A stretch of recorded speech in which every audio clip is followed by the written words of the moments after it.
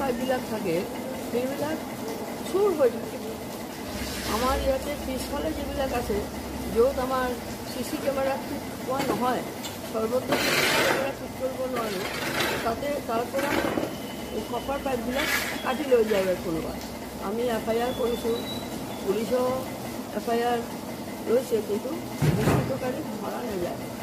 মাজতে আমি আমাৰ চেণ্ট্ৰেলাইজ AC এনেকুৱা চুৰ হোৱাৰ কাৰণে আমি ধৰিব পাৰিছিলোঁ, কিন্তু মানুহ ধৰিব পৰা নাই যে তাতে বহি সিহঁতে পাইপ কাটি আছে।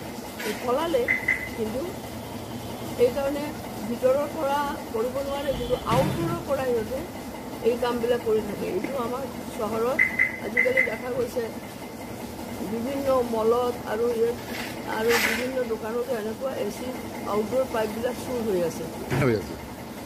চিকিউৰিটি টিমক আমি সেইকাৰণে যেতিয়া প্ৰশ্ন কৰি থাকোঁ, সিহঁতে ৰাউণ্ড মাৰি থাকে, কিন্তু সিহঁতৰ ৰাউণ্ডৰ ওচৰতে সিহঁতে কৈ আছে যে সিহঁতে ধৰিব পৰা নাই।